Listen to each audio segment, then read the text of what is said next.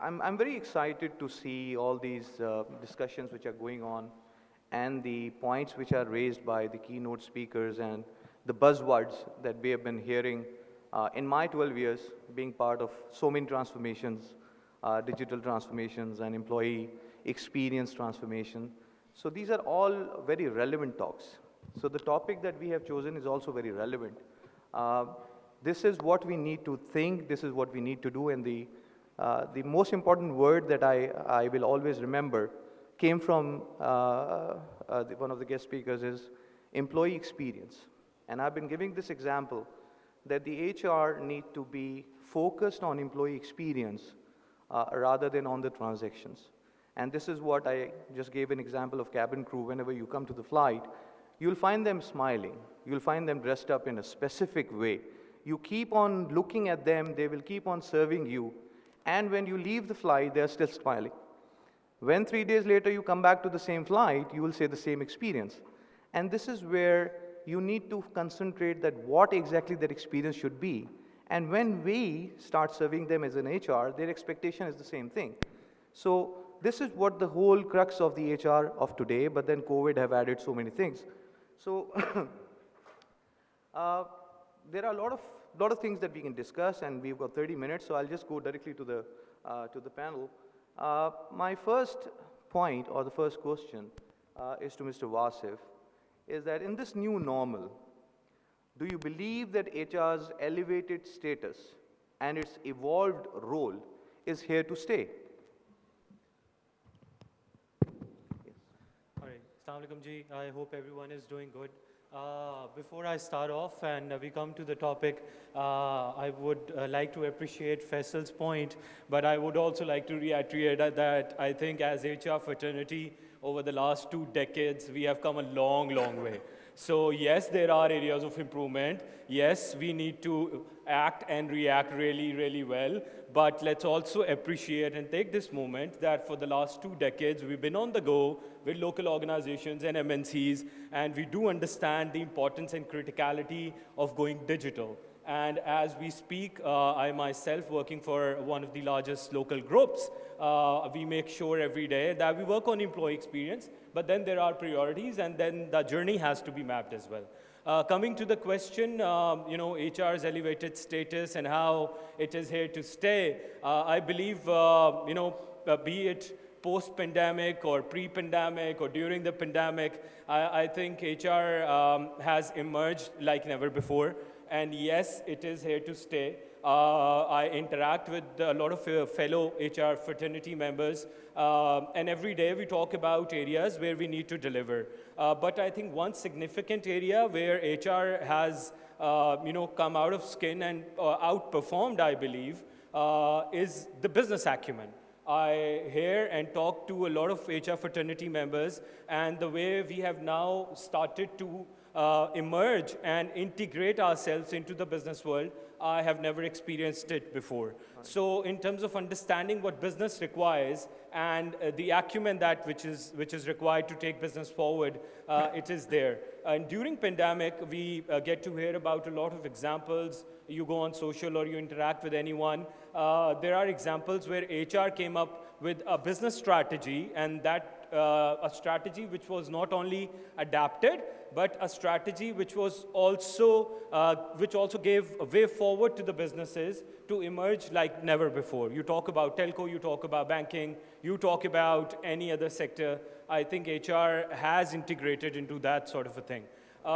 Having said that, I believe still a long way to go. The way the world is volatile right now, and I call it the VUCA times. So during the VUCA times, not only HR, but I believe every profession has emerged.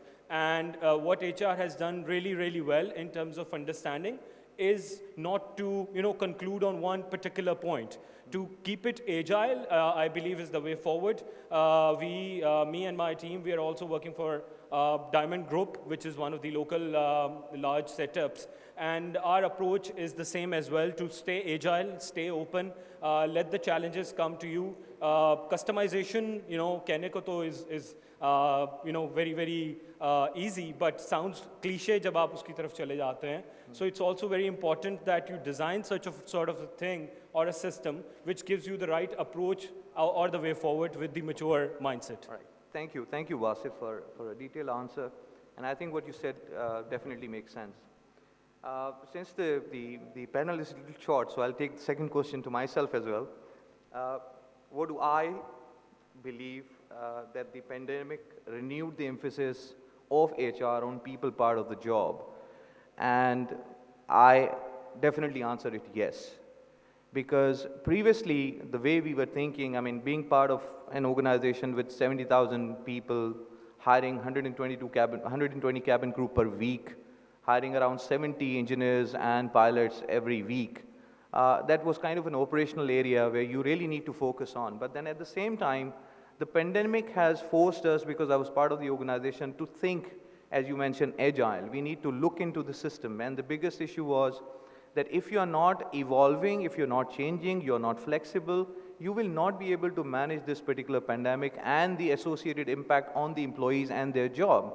So the current role of HR needs to change, that how people are feeling post-pandemic world is changing their lives.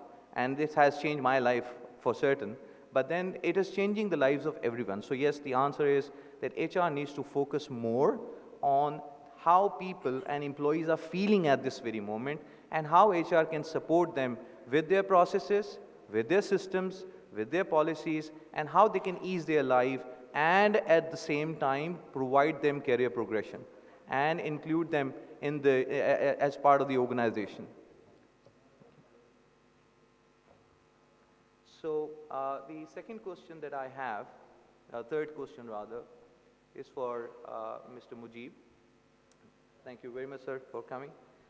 Many organizations have adopted hybrid model of working remote and physical, which was one of the discussion point as well. Employees hired in the past may not have seen their bosses, may not have seen their supervisors or co-workers because they are working from home. What do you recommend for such organizations in terms of HR engagement with employees, mentorship programs, and enhanced employee productivity and engagement? Sir. Thank you very much for giving me the opportunity to take on this question. This is, I think we've been talking from since morning. It's a COVID era, and everything is impacted based on that. Because I belong to IT industry, so my challenge is relative to other industries is less, because IT is relatively prone to do work from home in a hybrid model. And we have been actually earlier also doing in the same model. Part of our organization was working from home over the week, on the Sundays and on the late evenings, especially when you work for North American or European market. Then it becomes relatively easy for us to transition from part-time work from home to full-time work from home. There are ways we can, of course, address this question, that how resources are being interacted. If we talk about industry of manufacturing and industry of other businesses, yes, it is difficult for them that how to manage that. And that requires, conducting the HR-based sessions, bringing the resources on conferences and seminars, creating, some activities, especially the social events, where you bring in the, newly hired resources so they can interact with your team if they are not working. Because if you work on a different groups, and then the new resources you hire during this pandemic time, mostly spending time online. And in some industries, it is not that human touch available. And many organizations, their culture, I mean, if I talk about my organization, we have our cultural, norms that the people interaction is important for a technology evolution. you cannot, sitting in isolation or sitting with the team, your productivity increase because you're thinking out loud and you're sharing your thoughts and you're coming your research and development work. So for that matter, online is one way, but otherwise for a human culture perspective, you have to give them the opportunity to come forward and attend some conferences, attend some, interactive activities within the team outside of their comfort zone. All right. Thank you very much, sir. Very relevant reply on this one. I'll just move on to one of the very widely discussed topic of digitization. Today's tech-savvy employees are connected 24/7, and the shift to remote work has accelerated the need of modernized HR services, which was just discussed, and the employee experience. So, do you think that digital transformation is the only true answer to meet this need, Sarah?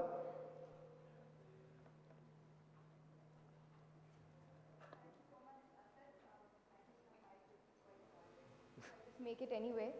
So I believe digitalization had to be done 10, 20 years ago and is generally overall key to HR transformation. And we are late. At least 10, 20 years ago, we had to be digitalized. The operations had to be digitalized. Now, when we talk about the needs of this tech-savvy generation, it's not only about the operations. It's not only about managing payroll. It's not only about your talent acquisition. It's about actually building their capacity and their compatibility and their capability for new roles, how to operate into this new digital world. So if they are individual contributors or they are people managers, we need to see how they are upgrading their performance, how they are managing and ensuring accountability. So these are the areas where we have to work, and this is the organization's need as well, and this is the employee need as well.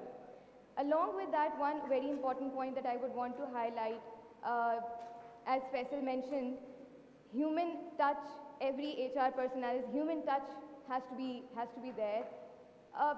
You can define human touch as a social factor, as an engagement factor. But when it comes to operations had to be digitalized long ago. But engagement, the interventions, the new ways of engagement, we have to work on that area so that we keep our new age employees, Gen Z and millennials engaged, and we keep them productive as well. When we talk about future of work, I think in this era of digitalization, it's very important that we keep EQ in mind. And this future of work is not possible without EQ. So the new leaders, the new generation has to be more focused on EQ, which will obviously fulfill their needs, which will fulfill the organization's needs. But we cannot say that digitalization is going to do everything for us. It's going to get half of the job done, and then we have to do rest of the job by ourselves. So any blue sky meetings where we have to put up ideas or bring up something new, that cannot be done virtually. But a simple KPI meeting, a simple Excel meeting, we can do that on Teams, we can do that any other platform which is available in the market. But it's very important that we segregate digitalization with the culture or the requirement of engagement and all of those important things that we call that this will make the culture of an organization or this will make organization achieve their business goals. So these are my 2 cents. Right. Thank you very much, Sarah, for a very good answer. I still have some minutes left. So the only thing that I want to bring to the attention to this audience is one of the very critical points about data analytics. The big data, the data science, and everybody's talking about all of these things, but then are we really doing enough as an organization, as individual, as an HR? Because working in organizations which are believing on data and the trend analysis and the predictive analysis, we are still on the conventional mode. So what I would request, the people here to think about the data analytics and try to modernize your data capturing, modernize the data analytics. Let's move towards predictive analysis because there is too much things happening across the world. And this is one of the area where we are really weak. especially when it comes to the HR. We need to really work on the data analytics, we really need to work on the data collection and the modernized way of looking into the future, knowing that the past is not going to help us much. So we all, as Mike Tyson said, we all had a plan unless until we have a punch on the face. So I would like to thank you all for this opportunity, and especially Mr. Ghulam Mustafa of giving me an opportunity to come and stand here, being a very newbie in this country, in this city, and in this industry. So thank you very much all. Thank you.